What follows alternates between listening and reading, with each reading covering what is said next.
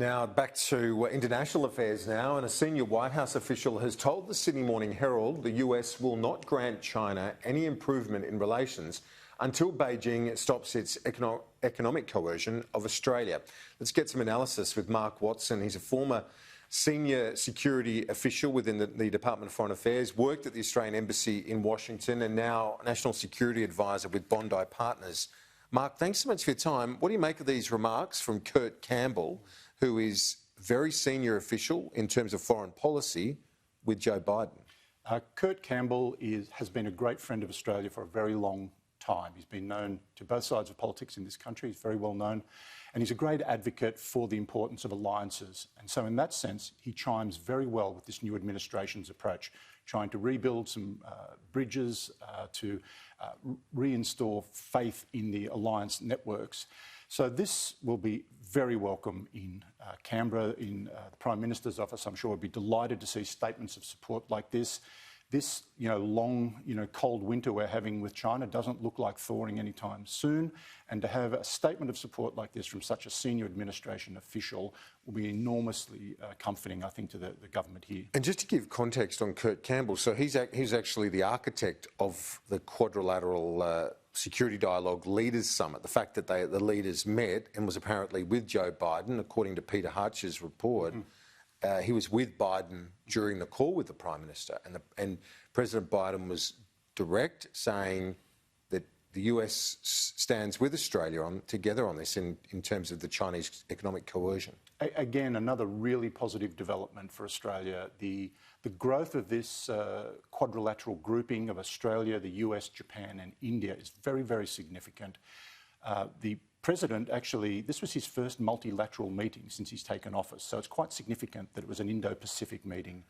The fact that Kurt Campbell was behind that doesn't surprise me. The fact that we've got this new grouping, again, it's part of the government building a coalition that says Australia is not standing alone on this. It's a message to China.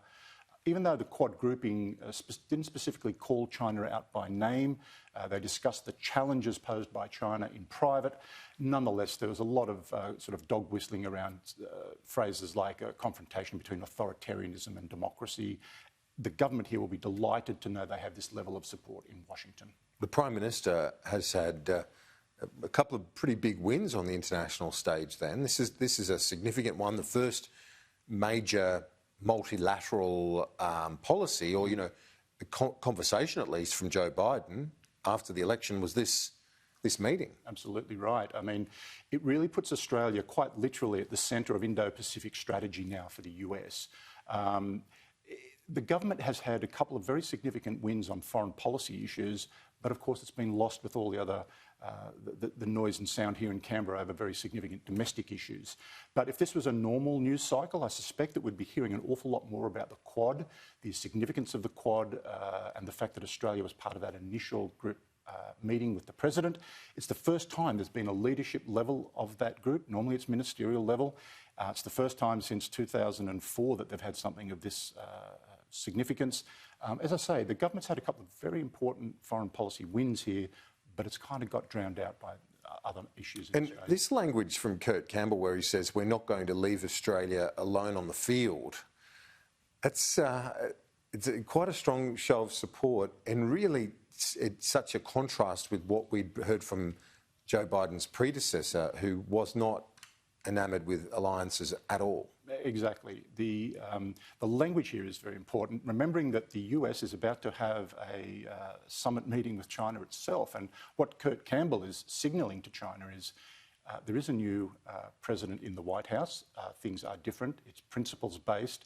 It emphasises the importance of multilateral arrangements, working through international agreements, not going one out. Probably too often under the former administration, America first meant America alone. This administration is saying, no, we will work with our partners, we know who our friends are, and we'll stand by them in difficult times. Now, we've got this crisis to our north in PNG, a COVID crisis. The government, as I understand it, is working hard and fast to try and get some vaccines to PNG to vaccinate the frontline workers. But it's a risk in a health sense, but also this is right on our doorstep. it really is our doorstep. I don't think most Australians realise quite how close PNG is physically to Australia. You know, from the western province of PNG to one of the islands of the Torres Strait, say Saibai Island, it's about 5 kilometres. It's a small boat ride from PNG to Australian territory. Now, the government will be concerned about this, but they won't be panicking. We've had to deal with issues like this on our northern border before. PNG has a huge problem with tuberculosis, for example. I think it's one of the 2 or 3 worst rates of tuberculosis in the world. But the government will want to be proactive in dealing with this COVID situation so that it doesn't leach down to the Torres Strait and from there to mainland Australia. So as I say, they'll be concerned, they won't be panicking, but they will be taking positive action.